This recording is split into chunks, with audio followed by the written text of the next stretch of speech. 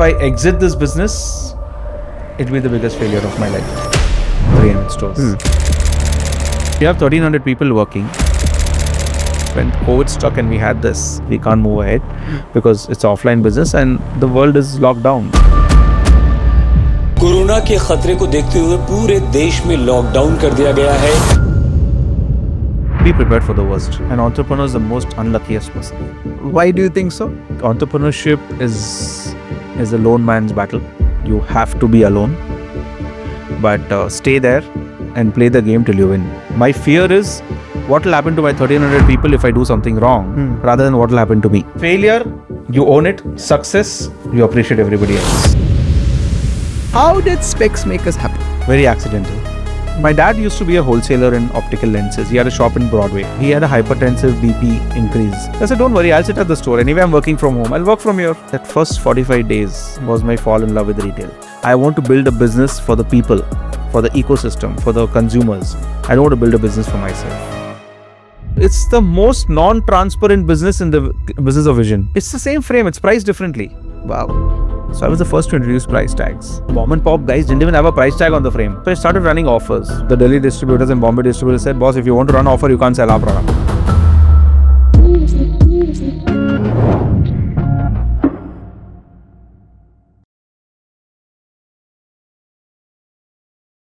Pratik, tell me this MBA in marketing and finance in US. Somebody who normally does that has a very different trajectory in his career. Yeah. How did Specsmakers happen? How did he get into this? Very accidental, to be honest. Been always a part of the understanding that you need to probably get a good degree, study well, professionally grow in your career. That was the thinking in my family, absolutely. But Typical 1970s, 80s middle class. Yeah, typical middle class. Even though my family hails from the eyewear industry, more into lenses. My dad was a wholesaler, but I was academically fairly good. Did my schooling, did my engineering at Venkateshwara. In 2000 to 2001, the person on the left and person on the right is actually writing your GRE. Right. From that time, I was always a very value seeker. Didn't have any scholarships, obviously self-funded, taking up a little bit of parents' money, but decided that wahan jaake dekh lenge, whatever I have to do, I'll figure it out. After the first semester, I got 3 Bs and then decided that at that point in time, do I need to go to B school? Because I was liking management. Happened to go to the B school and they said that, no, you need to write your GMAT.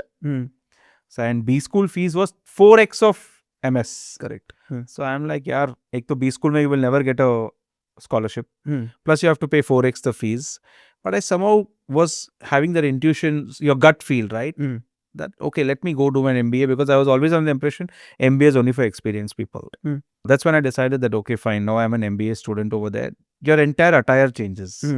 From being an industrial engineering student of just being, dressed in whatever, you have to be in suits in MBA school. It was called Spear School of Business. Great faculty. Took up marketing and finance as the major. Marketing was my key, this thing. Didn't have any scholarships. So obviously, I had to work odd jobs at odd hours. And I think during my second summer internship, I decided to apply for internship, and nobody was hiring at that point because 2003 was a peak of recession then also. But somehow managed to get 3 internships in Morgan Stanley, in Boston, and 2 in Philadelphia. Went to Boston, did my internship, which was unpaid again. But again, my gut said that this is a good thing to have on your resume, Morgan Stanley, Dean Witter. So went ahead, finished the internship, worked odd jobs in Boston, came back, got a scholarship because I was the only guy to get an internship. It really lifted OSU's name at that point in time. Finished my graduation. Never loved it in the US because I think I had a very, very tough life of 2.5 years as a student.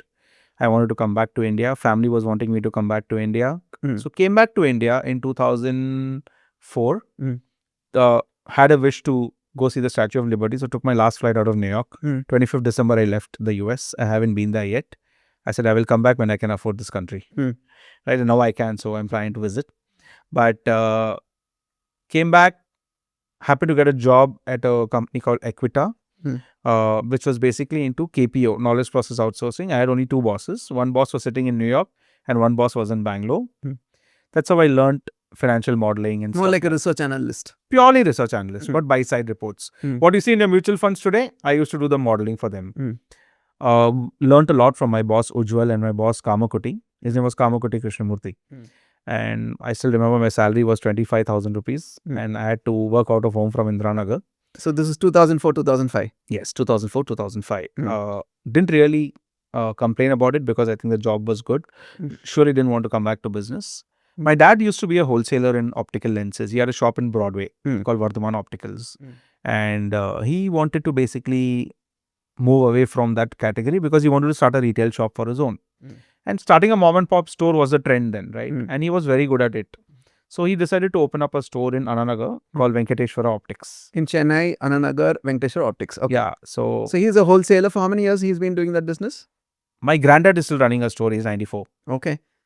Okay. I think it was 1979 till about 1999. 20 years he ran. He was the best wholesaler in Chennai. Okay. All the mom and pops used to buy from him. He was supplying lenses. What was he Lenses, only optical lenses. Optical glass. lenses wholesale he was supplying for 20 years. Yeah. But never thought of retail, but now jumped into retail. Because the industry moved from glass to plastic. Okay. With SLR and others coming in. But he was very clear that I have nobody else to take care of the business. My son is professionally going to grow. So I don't want to be a part of this. So, and opening an optical store, retail shop is like a retirement job. You just need to sit down there with 2 staff. You get your set of customers if you give great service because people go to your family optician, right? So he opened up a store in Ananagar. It was called Venkateshwara Optics. Very small store, 250 square feet, not even 250, 220 square feet. Ground and first floor.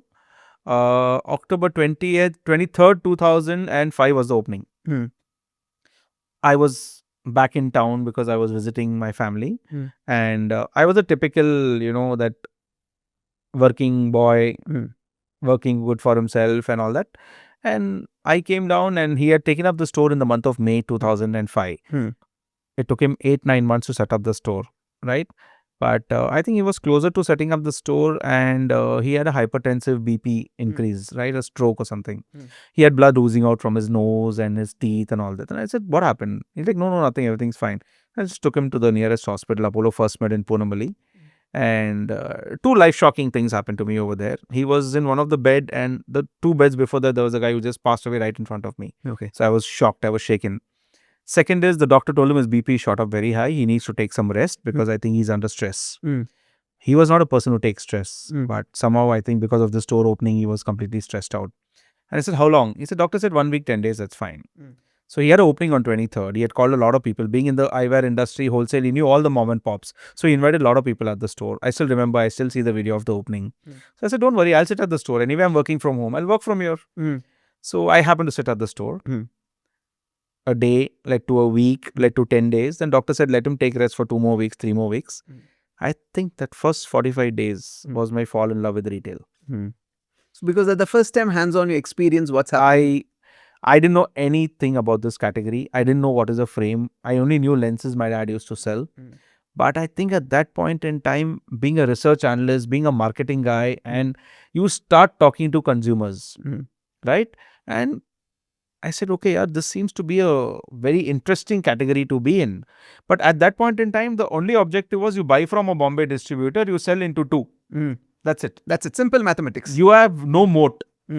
Why does a consumer come to you? No idea. He's come. Marketing. You know how he's come to your room, he's come to your place. He's come to my place. I ensure that I give him good service, so he keeps coming. That's all. So I was a small optical retailer. You had big giants right in front of me. You had Lawrence Chinmay on one side. You have a couple of other opticians on the other side.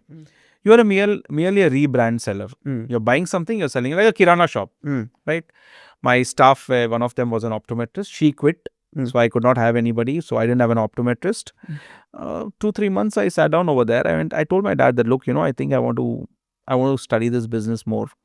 But at that point in time, he was very, very disturbed. He said, boss, I didn't make you study an MBA from the US to come and sit in a shop over here.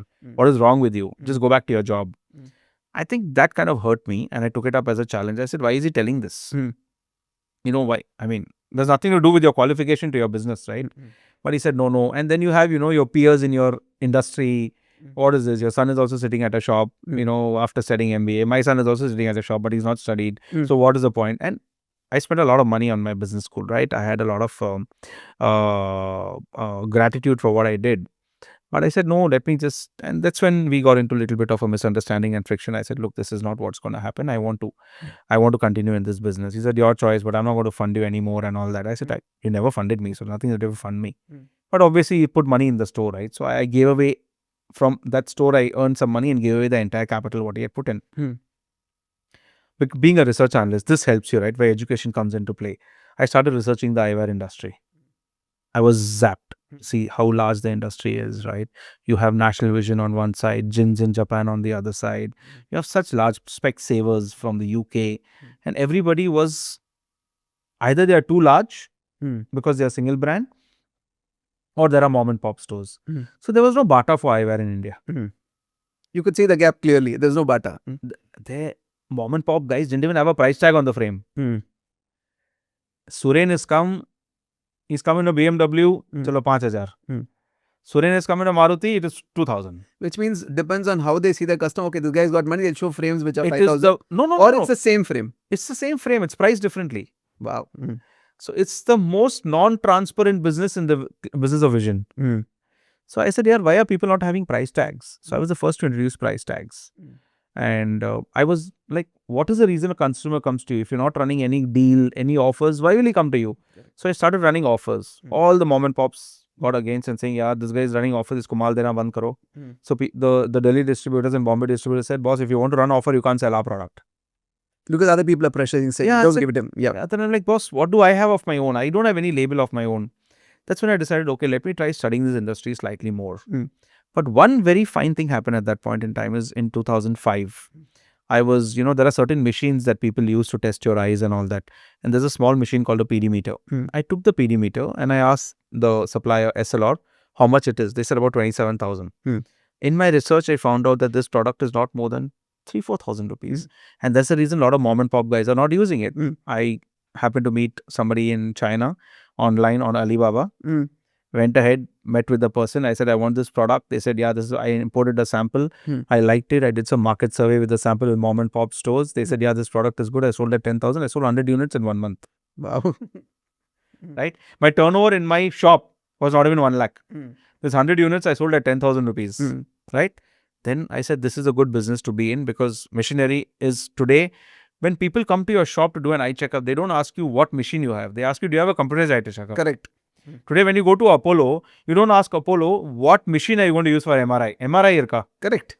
Right? Correct. So basically, people want the machine which is actually perfect. Then I started finding the suppliers in China and I started importing machinery. 2005 to 2007, I sold a lot of machinery.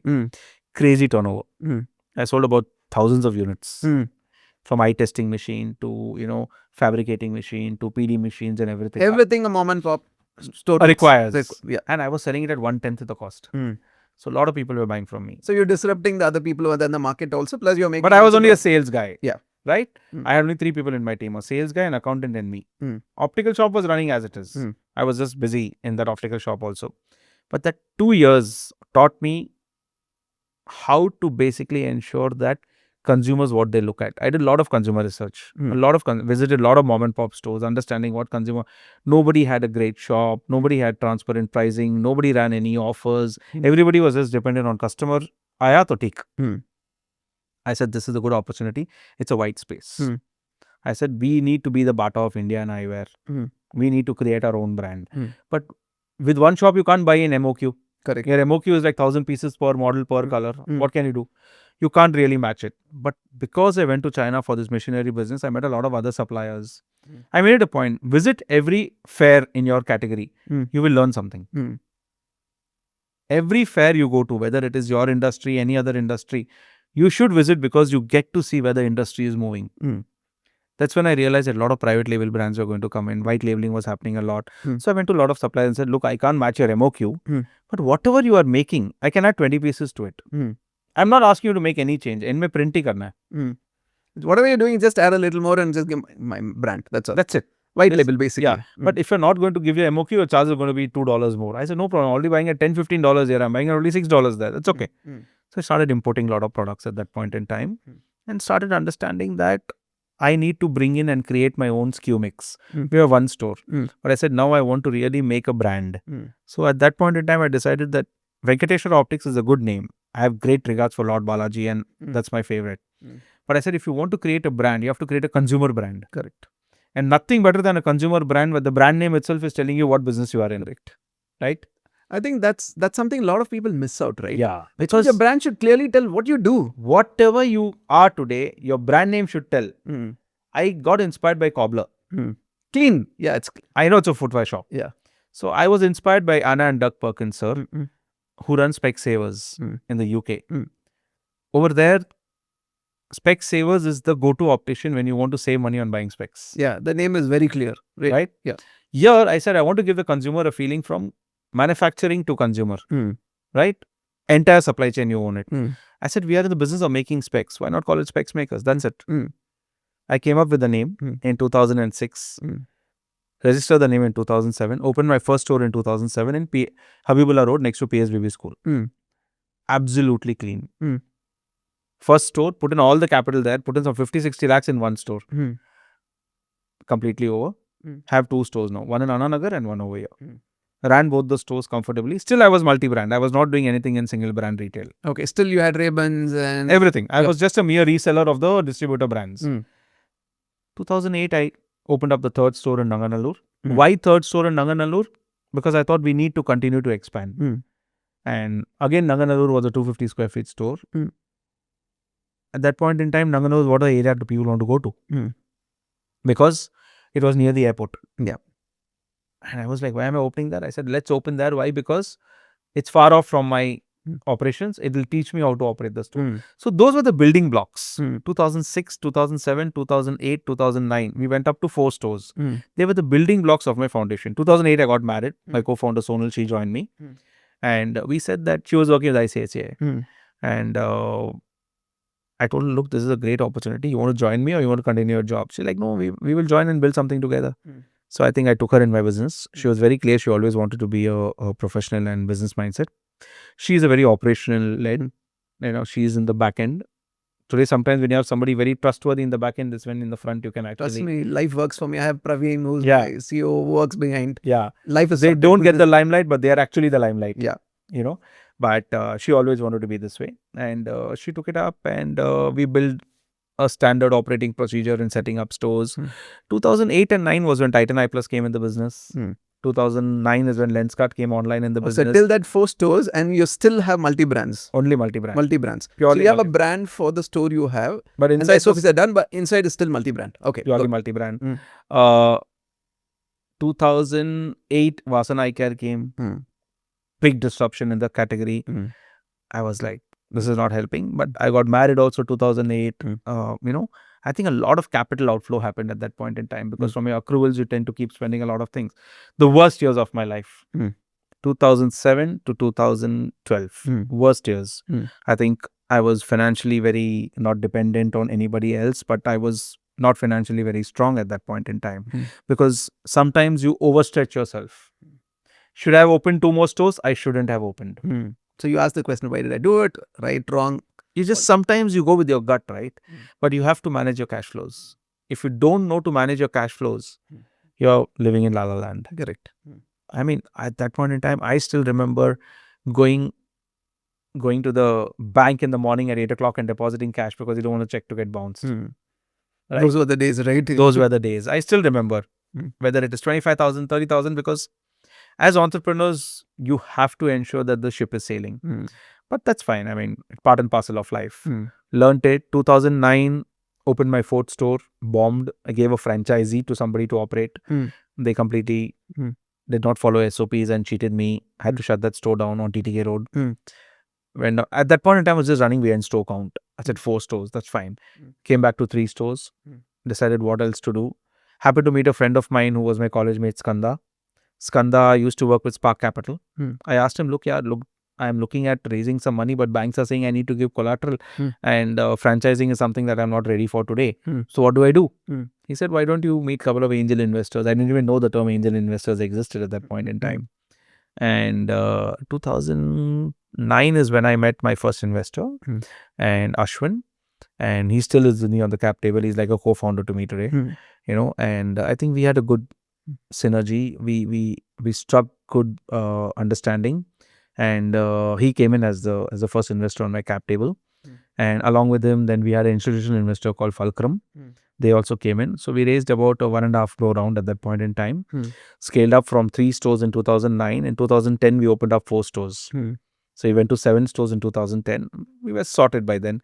But because we went up to 5+ stores, we were able to do MOQs and we were able to do white labeling. So I said, good riddance to brands. I will start doing my own brand. So we started visiting China, me and Sonal, started picking up factories that make good quality stuff and started bringing them. Since it was my own brand, I started bombarding the advertising with buy one, get one and offers, disrupted the mom and pop stores. At that point in time, Lenskart also was there coming online completely.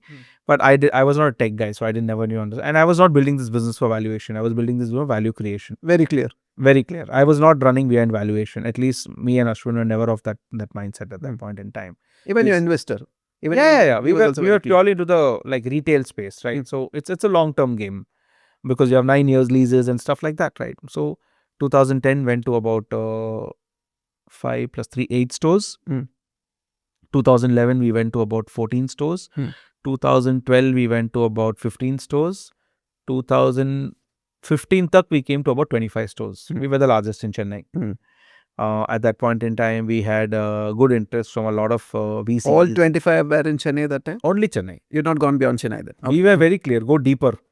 Don't spread your wings too much where you don't operate. Because retail is all about operations. See, Suren, retail is not about putting up stores. Till date, if you tell me how good are your operations, I'll say I'm at 75% efficiency. Okay. There's still room to improve. Every day is a new challenge in retail. Whether it's from the consumer side, product side, design side, experience side, operation side, people side, you don't know. Retail is about SOPs. If you have the right SOPs in place, your retail business will be fine. But you cannot not have a great SOP in place. And every day is a learning curve. Can you tell me that I've mastered it? No.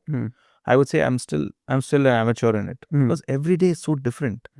So we went up, opened up 25 stores. Then we said, okay, now it's time we venture out of Chennai. Why did we go to Madurai? No idea. I found 3 stores in Madurai, just went there. Yeah. So that was your first outside Chennai? Madurai. Yes. We opened in Masi Street, Madurai. We opened in Gandhinagar, Madurai, and we opened Ananagar, Madurai. Why Madurai? My broker showed me 3 properties. Madurai is a good town. We were a tier 2 town. We went over there. Opened up 3 stores over there. We were very lucky to get 3 good locations over there. Then we came back 2015. We scaled up to 50 stores in 2016. We went up to 99 stores in 2017. That is a real big jump. Those 2 every year doubled.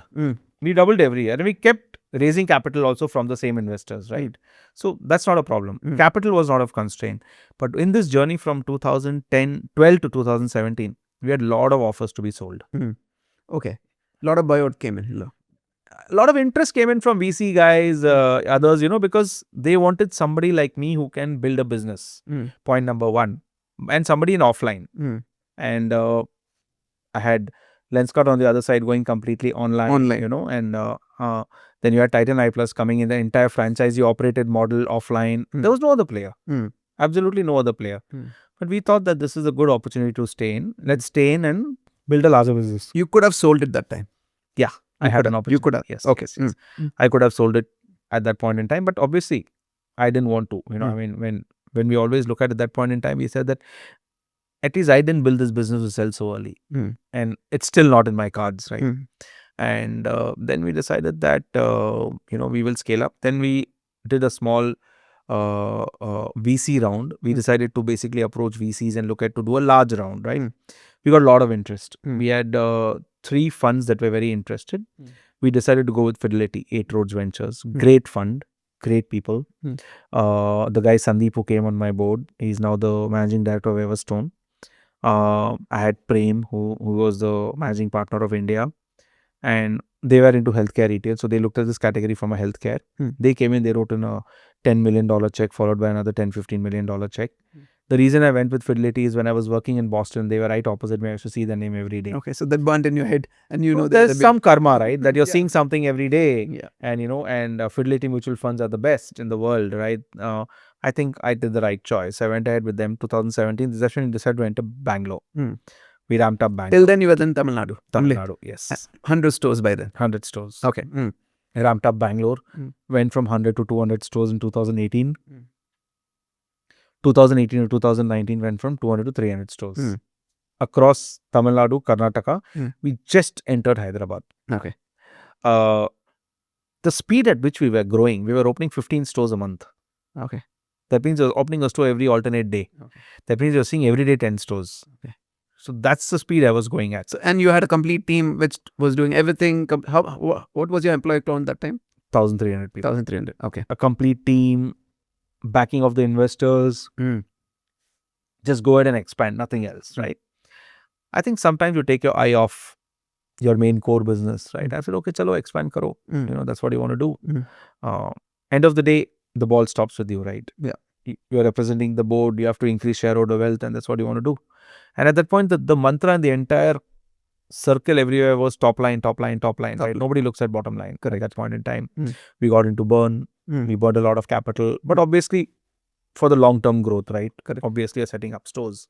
So it was conscious. You know it was burning, but you know that is how you're going to scale. It's part of your expansion, correct. Right? If you stop expansion, you turn very profitable. Correct. So I mean, but people want to increase shareholder wealth. At that point in time, I was very clear. We will do another large round because we want to give an exit to the early investors, and at the same time, we needed capital to expand. 2020 March, we had 3 term sheets. People wanted to infuse about close to 300 crores, but lockdown. So let's pause there, okay? COVID. So 1,200 employees, 300 stores, 3 term sheets, still negotiating with someone, almost 300 crores. And that year you must have thought of adding how many stores? What was your another 150 stores? 150 stores at least. Correct. That if COVID wouldn't have come, we would have been by now 1,000 store company. At least 1,000. We don't know what would have happened, right? Yeah. And then COVID happened, right? Yes, that's the biggest break of my life. Okay. It's so when you look back, you say that is a blessing. Blessing in disguise. Okay. Blessing in disguise purely because I personally feel that when you're driving at 200 miles per hour on a highway, you need to take a break and check your tires. Correct. You don't know how fast they are burning. And by the time you actually realize they are burnt out, it's too late. But now you can say that when you look back, can you tell me how was your mindset when it actually happened? Oh, like you're going full throttle. Yeah. Suddenly COVID happens and just walk us through. I was down. We had 1,300 employees at that point in time. Down to less than half a month of payroll in cash. Your 3 term sheets done. Straight away they pulled off? Of course. Straight away they pulled off. So money is not coming in. We cannot. No. They said very clearly, Pratik, we can't move ahead because it's offline business and the world is locked down. So we can't do anything about it. So money is dried up. 1,300 employees. How much money you had in the bank account? Less than 1 month of payroll. Less than 1 month payroll. Okay. Yeah. Okay.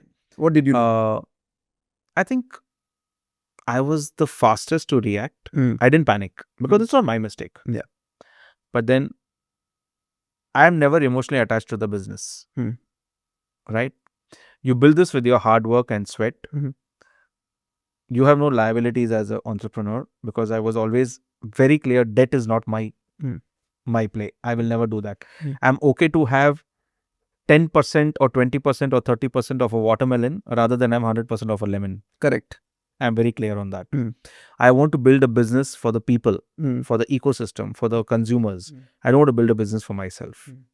I was very clear that at that night when COVID struck and we had this, I went back to my CFO and I told him, what's the plan? He said, no, Pratik, I don't know. What do we do? Panicking. I said, let's not stress. We have 20 crores of cash lying with our landlords. These are advances which you paid for your stores. Correct. Why are we worried? If you have to shut 200 stores, you shut 200 stores. Right? But I have a very great relationship with my landlords. Absolutely best of the landlords. We are blessed with them. I called them up. I wrote them a letter. I said, sir, this is what it is. We request you to pardon us the rent for the next 3 months because we need to stay afloat. And we appreciate that you will help us over here. It was a request, not an order or this thing, not a demand. Out of my 292 stores, 260 of them agreed. Wow. I said, Pratik, we are with you. The 32 who did not agree, I also told them, sir, because you're not giving us this opportunity, we will have to unfortunately vacate. nothing wrong with you, sir, but we can't afford it. Mm. So we first did that. Shut down about 64 stores. Came down to 210 stores. The 64, any reason which ones to close? Did you? Yeah. The least You had profit. metrics. Yeah, you had a clear metrics. We had the metrics where there were more stores in the same catchment, which were anyway a part of our shutdown plan, which were anyway a part of our consolidation plan. We knew that. So we did that. How fast did you pull out the 64? 2 weeks. Oh, from lockdown 2 weeks, within 2 weeks. 2 weeks. We gave the notice on the 4th day. I gave a plan to my board. This is what I'm doing. When COVID won, I still remember people are saying it'll open up in 30 days, 45 days. No. But you didn't wait for all that stuff. No. I need to stay afloat. Can you tell me, for entrepreneurs watching this, right, why decision making is so critical in life? It's a decision, right? It's a very clear-cut decision. For finance heads, for marketing heads and everybody, decision making is based on data. For entrepreneurs, decision making is based on gut. What do you feel right then? And it's very important because your decision can go sway either ways. But either way, you own it and make it happen. That's the only reason. That's the failure, you own it. Yeah. Success, you appreciate everybody else. Correct. That's it. Never say that it is because of me the business is doing good. But if it's failing, it's because of me. You can't give a reason for failure. But you should have a freedom for failure. You need to have that freedom of failure because otherwise you will never be able to succeed. Correct. For me, that's more important. So I told my CFO, look, this is a call I'm taking. I'm doing it. Gave a presentation to the board. What did Sonal say, your CEO, your wife? I think she stood by my decision.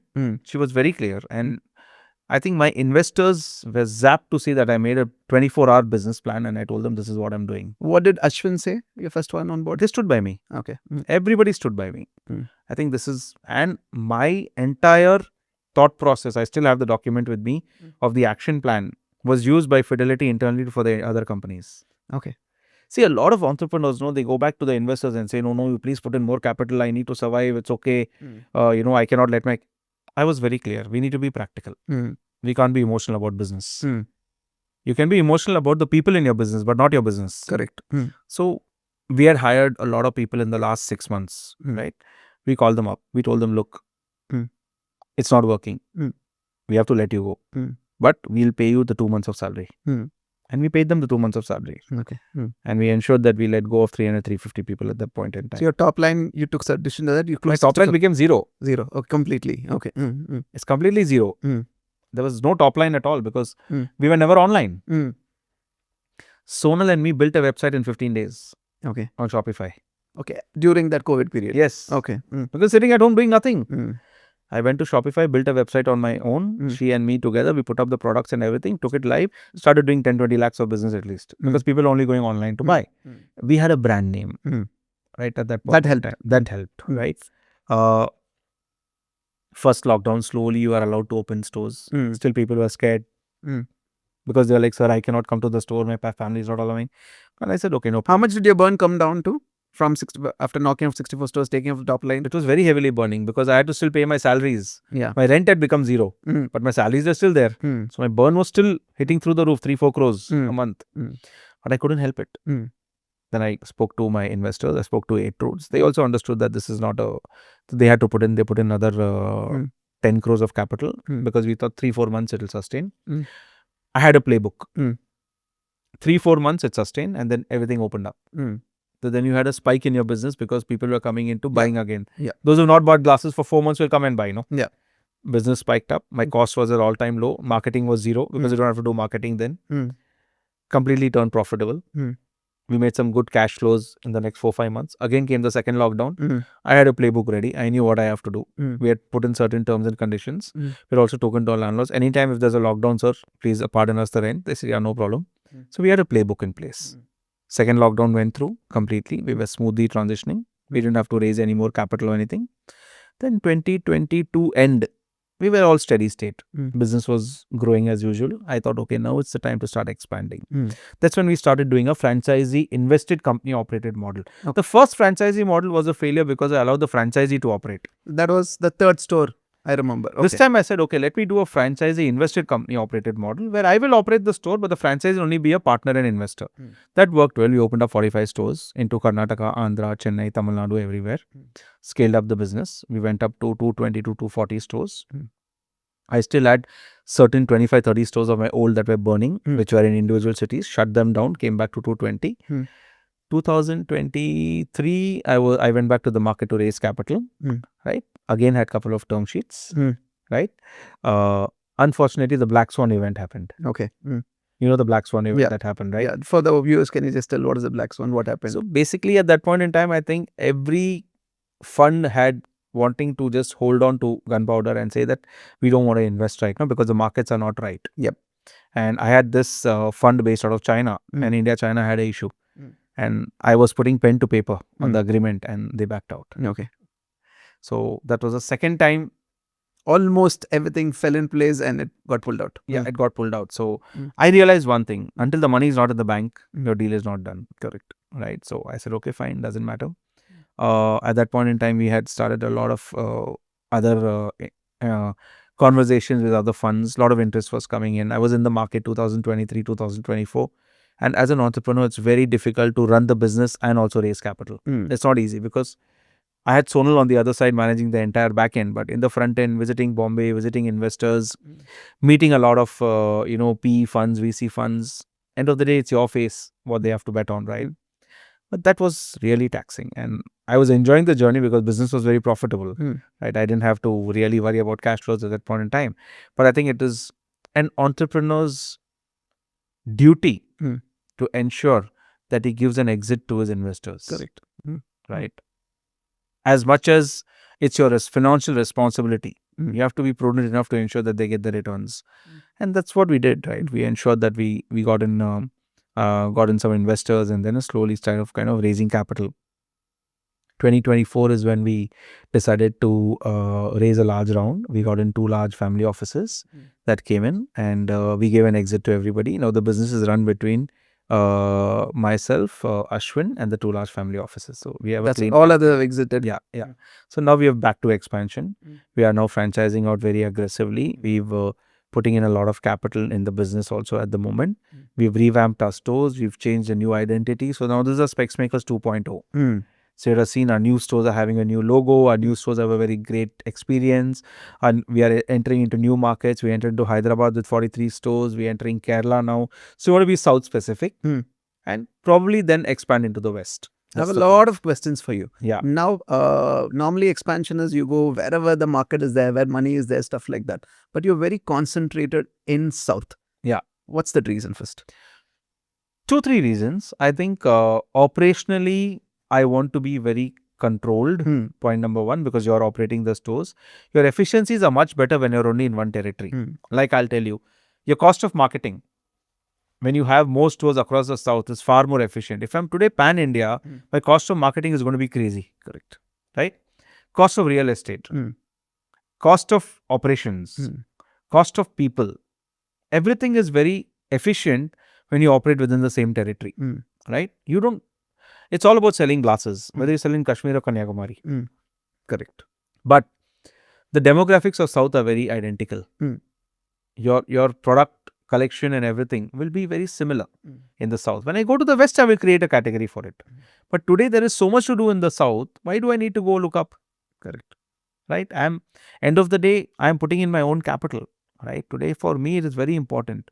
Today, there's so many inquiries we get from the North. I'm like, yaar, what's the point? It's your money. I can open up a store for you, but I can't run it. I'll not be able to be efficient. Today, for me to run a meta ad alone in Delhi is far more, my ROI will be 1x. But if I run it in Chennai, it will give me 5x. Correct. So I might as well do that. That's more important for me. So it's a very conscious decision. Very conscious call. Very conscious call. Because this is a very category driven business with a very LTV is very high, lifetime value. A customer comes to you, he continues to come to you. Then his family comes to you. I don't want to spray and pray across. What's the lifestyle of a customer? When will a customer come again? 15 months. Okay. So that's the normal rate. So you know if somebody comes average, he's going to come back again in 15 months. At least within 12 to 15 months, he will come back. Okay.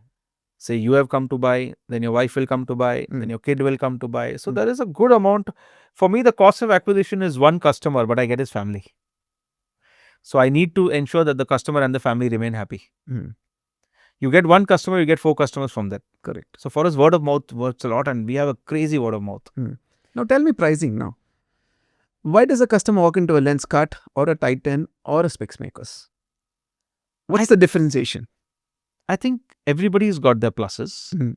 we as a brand have been functional first. When I say functional first, we are like the Toyota of eyewear. We focus on quality, precision, ensuring that the customer has the right fit at the right price. We are not here to sell cheap. We are here to sell value. And in India, value for money sells. Right?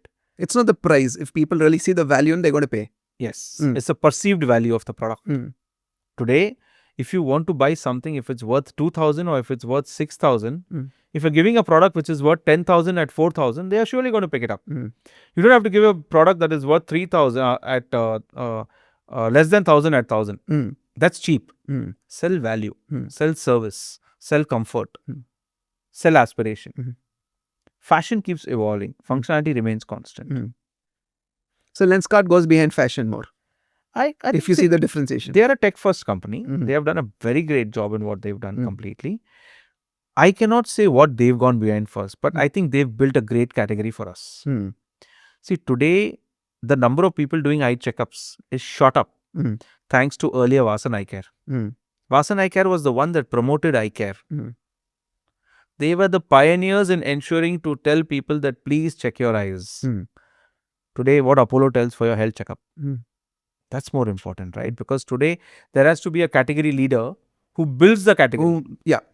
Right? Today, if any business you go to, if somebody builds, like Zudio build the category for affordable fast fashion. That's when you have Ustar, you have Owned, you have Style Union. Correct. Sometimes you need a leader to build the category and lot more others follow. Right? You don't have to do a Me Too. You never have to do a Me Too. But fortunately, it is Lenskart, Titan and Specsmakers in India. That's what it is. And we have a large market to play for us. And I feel that we can go up to 3,000 stores in India. And that's our aspiration, right? Is there a timeline to it? No. You can open up 200 stores, 300 stores per year. But then you start looking at your top line only and not bottom line. So you have to efficiently keep improving at every stage in life. At every stage in business. At certain point, you'll have to go and check how your process and systems work. Like, while I'm speaking to you today, we have moved into a new tech system. We've implemented a new tech. It took us 2 years, but we've been successful. I was never a tech first company. Now I've started thinking tech first.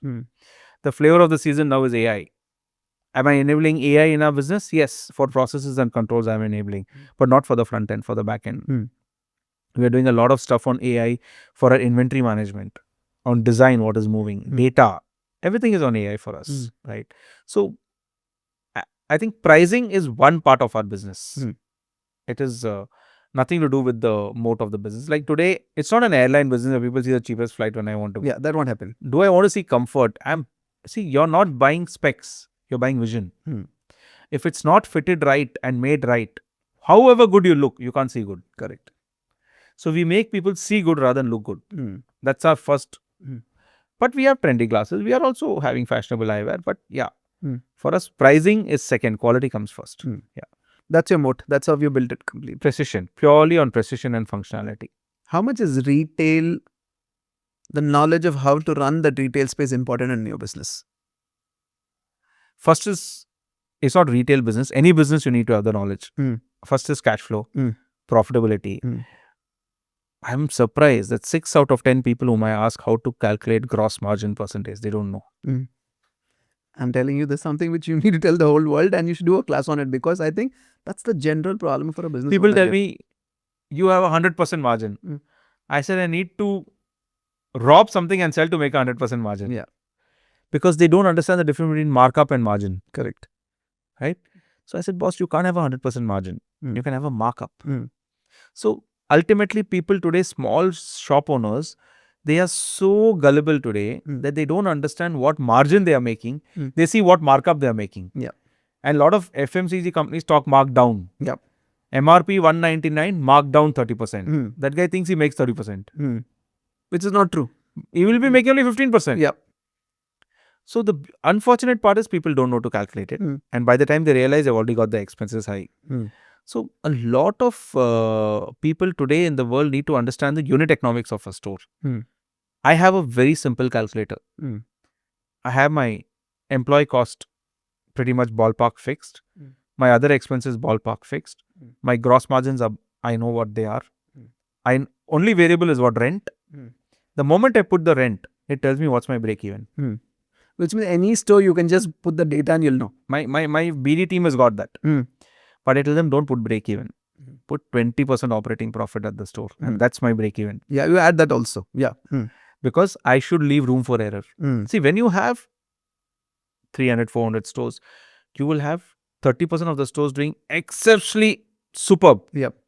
You'll have 30% of the stores doing average. You'll have 30% of the stores that will bleed some months. Correct. But that's a part of life.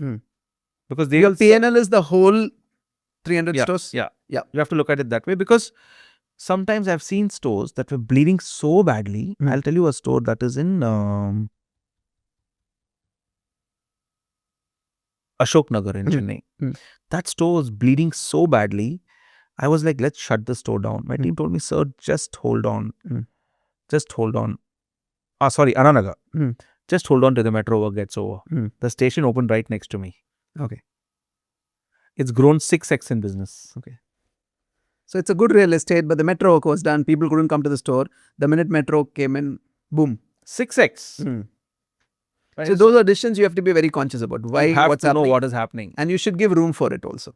So your metrics are very clear. You know the fixed cost, basically your staff, and you put the 20% margin. That's the number you aim for every month. Yes. As simple as that. Yes. So you know the number of units to sell. All the dynamics are there. Everything. You know your AOV. You know how much you have to sell.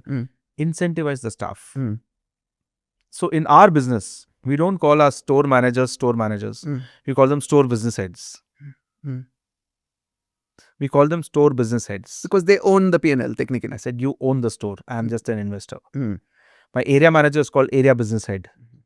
My zonal manager is called zonal business head.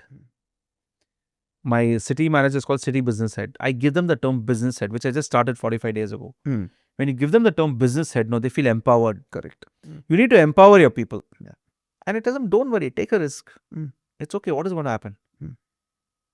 How much freedom do you have to take risks? Your leadership They have team. boundaries. Don't cross the boundaries. Which means you have a framework where within the framework you can. Indra Nooyi's principle, freedom of framework, right? No integrity. You should not do anything outside integrity. You can tune the SOPs as far as the consumer is getting happy. Don't do any malpractice. Ensure that the people in the system are informed. Document everything. So it's very clear. Those 5 things are in set and play. Within that you can play around. Yes. You have given extra 20% discount to the customer. Your call, you took it, take it. Don't worry. Document it. I need to know you've done it so that. You need to know that you've done it and you've told us you've done it. That's it. I should not find out later why did you do it. Correct. Right? You can say whatever it is. So that freedom of framework is very important. Freedom of failure also is important. It's okay. You failed this month in the store. Don't worry. It's not a bad day for you. It was see that we have a store in Nanganallur. They've done the water boring work. They've closed the road. I can't do anything about it. Yeah, footfalls on there. Yeah, stuff like that. I have to wait for it. 30, 45 days. I can't help it. Sometimes you have a nearby mom and pop store shutting down. Then the business got to come to you. You can't help it. See, business is very cyclical, but it's also very seasonal. You can't know. Suddenly you might, like one store we took up in Salem, Zudio came right next to us. Business boomed. Sometimes you need crowd pullers next to you. Or you need to go next to crowd pullers. With the retail growing every time, it is very, very easy that people are coming next to you. We welcome competition. Every time there is a competition open next to us, our sales dip, but then they grow up very fast. Okay. The first month effect will be there, but after that it becomes a category to go to, right? When you go to a shopping mall, you have all the shoe shops together. You have all the, it works in their favor. Go where the market is. That's important for us. So I follow that policy. A retail customer, you must have seen enough customers in India. Can you tell what does the Indian retail customer want? Value and quality. He doesn't want cheap. And trust me, the Indian consumer is so informed today, that you'll love it. Today they do their research and they come to your store. They know everything about you. So as long as they can see the value they're going to pay, price is not what's helping them make If they find value, they will be your customer for life. If you feel that you've taken them for a ride or kind of, not given them the transparency, they would have bought then, but later they will never buy from you. Okay, Pratik, now 3 players are there in India. Is it possible that somebody who's got a lot of money can come and disrupt you? Like I have a lot. Any business, anybody can come and disrupt you. It's not a first mover advantage, any business. It's, but there is a time value of money. Right? Today to set up, today to do what a Titan has done or a Lenskart has done or what we've done, you have to go back 5-6 years and do it again. That learning curve will take long. Whatever, even Take your a money. longer time. Yeah, it's not about, again, it's not about capital. This is like a jewelry business. Right? You need a passionate entrepreneur to drive it. It's like a jewelry business, right? But at the same time, just because I have capital, can I grow very fast and disrupt it? Maybe yes. But then you have to play the long-term game. You can't play the short-term game. Because today to get properties, to have the right intuition, where to open, what to do, it's not an easy thing. Retail is not about that. See, look at Zudio today. Zudio has done fantastically well. But today owned and used to have just come and copied Zudio. So it's not about just to have the capital you can open. Yeah, you can open stores. I thought the easiest thing is to open stores. If I have the capital, I will open 5 stores a day. The problem is not the capital. The problem is the operations. Correct. Getting the right people, getting the right processes, getting the right product, getting the right pricing at the store. All those are important parameters. So now every store you open is franchisee pays and company operates. That's the model. No, we have both. We have franchisee owned, franchisee operated also. That is also there. Yes. Now we have started that in tier 2, tier 3 towns. Okay. Because I think in a tier 2, tier 3 town, the local guy over there knows the market. Not about he knows the market. See, if I go to a Gobi Chettipalayam, the relationship also matters. Exactly. Right. Today that my staff cannot dent. He can. So you do FOFO also. Yes. But FOCO is more franchisee owned company operated. That is a real great model for us. So we have people just coming in and picking up 4 stores, 5 stores together.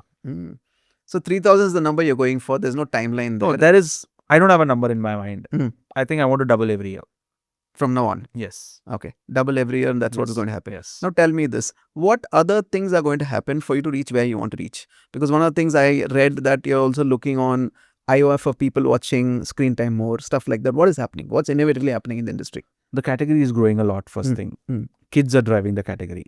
Today, because of a lot of screen time. Yeah, and I feel sad about it. Every time I see a mother giving the tablet to the kid just because they should finish their dinner on time, I feel really bad. That's really bad. It's hurting their eyes. Today, when we were small, we never had screen time. Correct. We had only sun time. We were only playing outside. Yeah. So eyes never got hammered. Yeah, my reading glass came at 50. I used my reading glass. The first time I picked up something at 50. Correct. So the point is, we had sun time then. We used to be fit, go play outside and do everything. Today, a 3 or 4-year-old kid, my niece, she's on the tablet the whole day. God has not created different eyes for this generation than earlier. Correct. But just see, imagine age 3 to age 18 when we first time came to screen time, 15 years more is the screen time usage of the new kid today. Yeah. So they are going to walk in. Look at the myopia that's going to shoot up. Yeah. It's crazy. And today... Is it already started happening? Or Yeah. It's already started happening. Today I see 1 in 4 kids wearing glasses. And it's only going to get worse. Yeah, it's going to get worse. Because parents are not taking care of it. So that was one category which is really going to crazy, which we don't love about it but can't help it. Point is, wearing glasses was a taboo. Now it's become a part of your wardrobe. Wearing glasses earlier was not affordable. Now it's become accessible and affordable. It's like a pair of jeans. You know, earlier how jeans were expensive. 5,000-7,000 rupees of jeans. You'll have only one pair. Then came Newport. Correct. They started selling jeans at 399. Everybody started getting used to jeans. But now Levi's sells it at 2,000 rupees. Yeah. So you're getting a brand, you're getting it at value. I don't mind having 3-4 pair of jeans. So eyewear is becoming like that. What else other innovation is going to come in the products? I think AI glasses is coming in. I don't know how large the market is going to be, but it's growing well. I think more than innovation, people have started having multiple pair of glasses. That's what is happening, right? People don't mind having one for work, one for play, one for home. That's important. It's because I have 5 reading glasses actually. It's becoming more wardrobeable. I have one in my bedroom. I have one in where I read my paper. I have 2 in my office, 1 in my bag. All of us are doing that, I guess. It's become like, what happened with the smartwatches? Did people stop buying the normal watches? No. But people don't mind having a smartwatch on one hand and a normal watch on the other hand, right? Similarly, in eyewear also, people want to have multiple pairs. That's more important. Okay. Let me ask an entrepreneur question. I know you've seen several challenges in your lifetime, Yeah, Specsmakers, yeah. right? So, how important it is for entrepreneurs to reinvent themselves? No matter, even if it's going good, something is going to happen. Can you talk to the psychology about it? How should people actually build a business? And I'm no good at building a business because you can never say that I built a great business, right? I don't know. Just tell from your experience, because I think twice you could have shut down. You For should sure. be prepared for the worst. Always have a war chest. Cash flow is king. Always have a war chest so that you have at least a 2-month runway or whatever you have to do. Especially in business of mine where your costs are committed, but your sales is expected. Right? We all sit on fixed cost today, right? Correct. You know what your fixed cost is. You have to do bare minimum this much business. What are your controls? You cannot just throw out people. You cannot just shut down your stores. So these two are your fixed costs, people and real estate. I know this is my cost. I should do at least slightly higher than this month business. What's your warehouse? How much of stock you're having? How much is your outstanding? How much are your vendors paid? But I think for businesses, for entrepreneurs, very clearly, the first mindset is be prepared for the worst. And never ever say that I was unlucky. An entrepreneur is the most unluckiest person. Why do you think so? Because every day is a different challenge, no? It might be anything. Right? So it's not for the faint-hearted. Not at all. Not at all. And not for the emotional people. Today, I am emotionally connected to my business, but I'm very practical about it. My emotions lie with my people, not with my business. My fear is what will happen to my 1,300 people if I do something wrong, rather than what will happen to me. Imagine you have 1,300 people working. You have more than almost 1 crore of customers. You have so many vendors that you're working. You have so many supply chain people that you're working. There are so many people dependent on you. One stupid mistake of yours and they can tomorrow have a tough time. So my emotions lie with them rather than, lying with what will happen to me, what will people say, I care a damn what society says. I am not here to impress the society. I'm here to take care of my people. So as an entrepreneur, you have to be very clear that do business the right way and ensure that you're compliant to everything. See, a lot of people sometimes, they try to do this jugaad. I'm not that. I'm not a risk taker that way. It doesn't work at all. I don't like to do something which is hanky-panky. Don't like to do something which is like, save some taxes here and there. I pay my taxes on time. I ensure that all my compliances are met. My biggest fear is, what if I'm not being compliant somewhere and tomorrow I'm answerable? I'm very, very, very logical that way. It's okay. If I have to pay up everybody on time, ensure that is done, taken care of, right? That's more important. As an entrepreneur, play within your boundaries. Don't get carried away what people say. Sometimes you have a lot of people telling you, yeah, look at that guy, he's got 3,000 stores, that guy's got 2,000. Why don't you also expand fast? Put your head down, listen, but do what you feel is right for the business. Right? Because somebody has 3,000 stores, somebody has 2,000 stores, you don't know what challenges they are facing. Exactly. You have no clue what's happening behind the scenes. Correct. Correct. It's not easy. Today, whatever they have built as Lenskart is fantastic. I think I really appreciate the way Piyush has built the business, right? And I have great regards and respect. But an entrepreneur understands another entrepreneur. Right? For the world, it is very different outside. There's nothing wrong in it, right? But we are in business, so let's do the business the healthy way. And never get carried away by people, by society, by family. You always have this problem in families, right? The neighbor's son has got a 1 lakh job, your son has got a 70,000. This comparable games will never work. How can we be better than from here today? How good are you from today to tomorrow? That's more important for That's your focus. Yeah. You said you're more behind value creation than valuation, right? Yeah. I'm a firm believer in that. I really believe in value creation because valuation is a game which I don't want to play also. Yeah. Right? Why should startup people really understand this one line? Why it's very critical? But anything that goes up very fast can come down very fast. Right? Point number one. Simple law of nature. Simple law of nature. Second point is, if you're running a valuation business, be prepared to fail 5 times. Don't be emotionally attached. Right? I don't think I am of that DNA. I am here to build something solid for the long term. It's the difference between, a teakwood tree that gives its value only after it's 50, 60 years old, right? And fortunately, unfortunately, whatever you call it, we have no next generation to pass on this business to, right? God has been kind. We want to build this business to be run by our people, and I'm professionalizing the entire company so that these people also enjoy in working for what it is. I really appreciate the way Titan has built the entire business, right? It's run by professionals, right? I mean, it is owned by the Tatas, but it's run by professionals. Something like that you should create, where you create a legacy. That when you're not there tomorrow, people still remember you. It outlives you, basically. The brand outlives you. If you want to make money and just for valuation want to do something, there are 1,000 other things you can do in life. Then you don't have to build such a large business or something. Yes, obviously, the nature is right now, people are talking the startup culture right now because people want to chase valuation, people want to chase.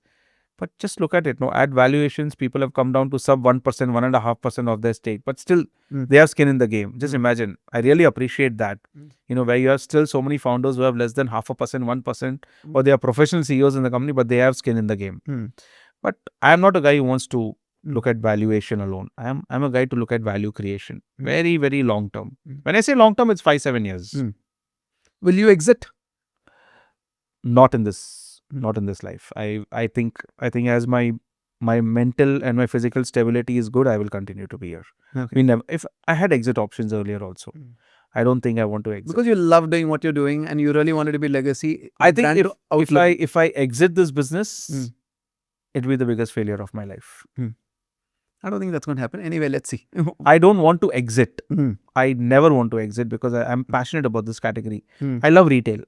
I love retail as a business. I love eyewear as a business. I don't look at competition. I look at myself. I keep telling my team, your competition is your next Specsmakers store. So you be prepared. I might open on either side anywhere. So, don't look at the other competition. Look at yourself as a competition.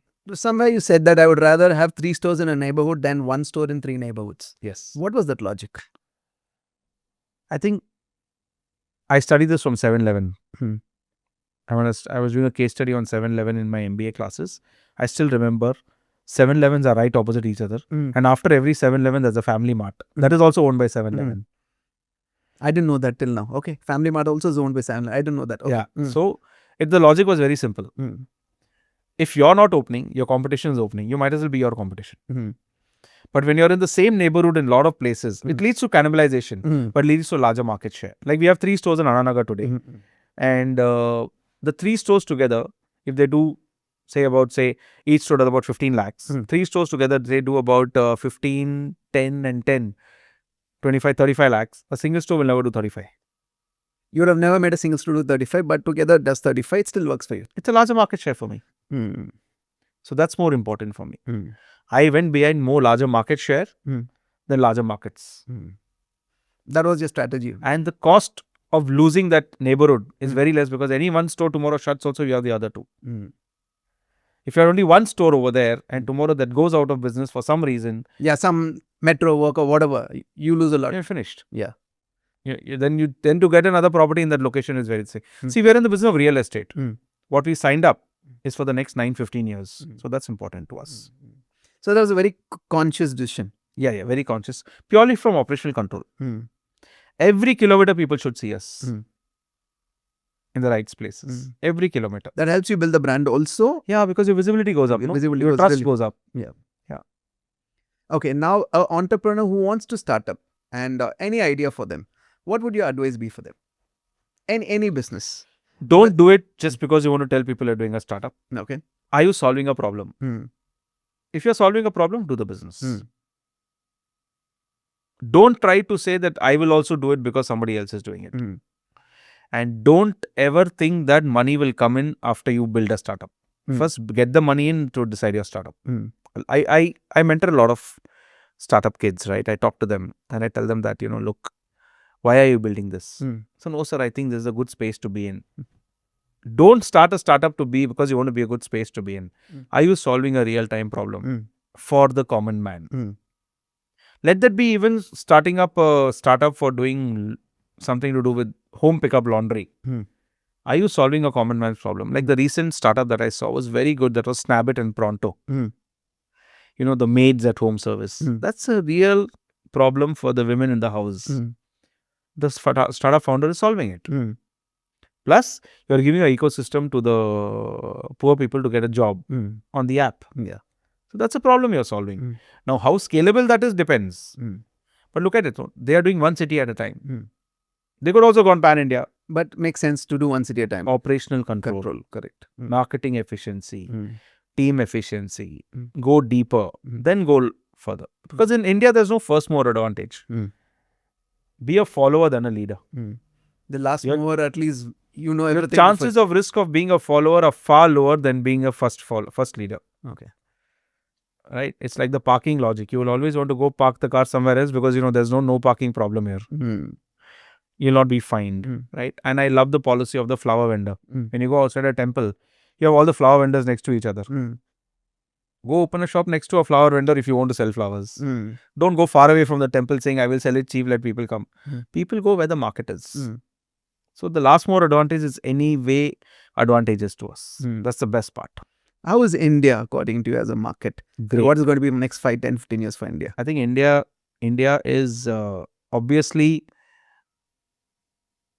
the kind of exposure, the education, the ecosystem and the liberality that India is having, it's going to grow very fast. But if you look at India, it's very adaptive now. They are adopting anything that is new. They want to learn something which is new. And India has got so many successful entrepreneurs that people are learning from them. Right? But China, if you look at it, is very technologically advanced. I would say India is going there. Starting from the EV ecosystem to looking at AI to looking at new tech that is coming in and the new services that are coming in because of tech-enabled businesses. It's rapidly growing. And I think we are in a very, very good position in the world that people are looking at us as to be the next developed nation. Now, just tell me that, is it possible that 10 years from now, you will find Indian eyewear brands selling across the world? Yeah, of course. You will. You will have Indian eyewear brands. You will have Indian eyewear chain stores across the world. Lenskart is one of them. They've gone into the Middle East, into Thailand and other countries. But India has so much to solve. Yeah. The numbers are there. The volume is there. 1.74 billion population. The entire 5-6 countries of Europe together don't have that. So first solve the problem at home. Then let's look elsewhere. And a very big middle class which spends a lot of money. The most affluent middle class is here. I would not say big affluent middle class. Who wants to spend money and is looking for the right channels. Look at the credit card spending in India. Look at the number of credit card issues in India. Look at the UPI transactions in India. Today, everybody is on UPI. So it's a booming business. Pratik, you're mentoring a lot of startups, a lot of Gen Zs also were startups, right? Is there anything you see in most of them right now, which is a cause of concern for you? Not a cause of concern. I think they have a lot of energy. They are ready to accept failure. They want to start something because they want to solve a problem. And a lot of these startups today don't want to do it alone. They want to do it with a partner. So I think a lot of startups nowadays are trying to optimize the bandwidth of getting co-founders. And that's a very good space that I see, right? Today, I am blessed that my wife is my co-founder. You are blessed that your brother is your co-founder. And I think a co-founder is very critical for any startup. I mean, obviously, there are a lot of entrepreneurs who've been alone also and made a great business out of it. But I think you need to have a person in your team to whom you can go cry. Right? You can go cry or you can emotionally be connected to, saying that this is what it is and we need to solve it together. The trust, the belonging, and to ensure that don't worry, we are in this together. A lot of times I see co-founders quit. Midway, they get scared that this company is not going to raise enough capital, let me go my way. Or midway, they feel that, look, I think I don't see this going anywhere, let me just leave it and go join another startup, which I see some value. But I think nowadays people are very savvy. The new generation is looking at the long term. They're looking at, they're very savvy of what they do. And I really appreciate that. Okay, so these are the people. Tell me this, especially if you open Insta, you see a lot of people celebrating raising capital. I always wonder, why can't you celebrate profitable? Why is that such a big thing? Because raising capital is a lot of responsibility, right? When you raise capital to make it work. Because one thing, that's true. But today, there were so many companies that have always been profitable. Nobody spoke about it. But today, raising capital is, I would say, a huge financial responsibility when somebody trusts you with so much money. That's actually a winning the trust of investors. Correct. So they should celebrate. Mm. Right? They should celebrate because they're giving a part of their pie to somebody to help them drive their passion. So I really feel that that's good if they celebrate. But obviously, a lot of people look at only top line and look at valuation, but they've earned it. So let them celebrate it. But nobody celebrates a shutdown. They won't, for sure. Because what's the balance of top line, bottom line for an entrepreneur, for a startup especially? See, for a startup, end of the day, top line is vanity. Bottom line is sanity. But I would say that once you're a startup now, you have a lot of other people in your board who also tell you what to do, what not to do. You should understand that point, what not to do. Don't get carried away. See what your gut is telling you to do. Ensure that you take the right decisions, but ensure that you have enough runway. See, because every startup has got mentors, every startup has got a board. The board's job is to ensure that they maximize shareholder value. But a startup founder's job is to ensure that he maximizes everybody's value. So that's very important to us. And I see a lot of startups today that, they just go chasing in one direction. I've been a part of that. I still feel at times that some decision which you're not agreeing to, you're still forced to take. It might be, but that's okay. You cannot say that I was not agreeing, but I took it. If you've taken it, it's your responsibility. Yeah. You own it up. There's no other way because you have to own it up. You can't say no. If you've done it, it's your job. You have to do it. Live it up. If it fails, it's your mistake. You cannot come back with a reason. Entrepreneurs can't give reasons. They only have to give results. That's what you signed up for. Yeah. You can't afford to give reasons. You only have to give results. I mean, that's what you signed up for. Otherwise, it's okay to take failure. I'm happy to take failure. If somebody can run this business better than me, I'm happy to have him. Right? You can bring in any professional, but you need a passionate professional. So having a co-founder is very critical. If you really it want is to go very, very important. I mean, I'm not saying it's critical. It adds a value of bandwidth to you for your trust. But yeah, you can't take your co-founders for granted. Never allow them to be granted because you need to give them the respect. You need to give them the honor. You need to give them the limelight. You need to give them the prudence. They are equally responsible. You can't take them for granted. Never. Some co-founders quit because of that. Yeah. So somehow they feel they didn't get the limelight. Nobody. No, not the limelight. Somehow they feel that they don't have a role to play. Make them feel important. If the day they decide they don't have a role to play, then you're losing a great co-founder. Professionals come and go. Co-founder stays for long. I totally agree with you, Pratik. I really love the way Specsmakers have gone through the journey where you are right now. I'm really looking forward for the 3,000 store which is going to happen. I wish. I'm hoping that, I think we create a great mark in India. Yeah. I'm sure. So we have a ritual here. We call it 3, 2, 1. I can ask anything in 3, 2 and 1. Can I get started? Yeah. Why not? 3 mentors or entrepreneurs you look up to.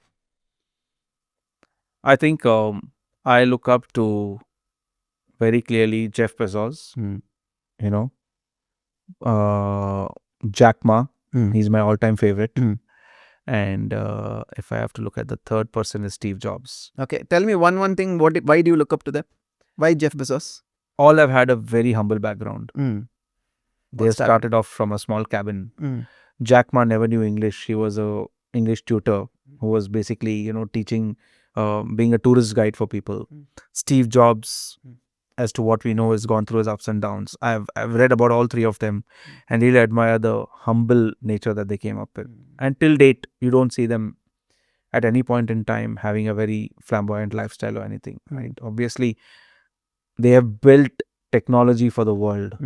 Obviously, the new age is now Elon Musk, but I feel that what Jack Ma has did for China, what Steve Jobs has done for the mobile industry, and what Jeff Bezos has done for the e-commerce business is commendable. Correct. Because of them, there are so many other entrepreneurs who have actually built businesses. Look at Alibaba. Because of that, there have been so many households who have actually run businesses on that. Correct. I agree. Okay. 2 of your most disruptive challenges which has shaped your life. And today you look back, you thank it happened.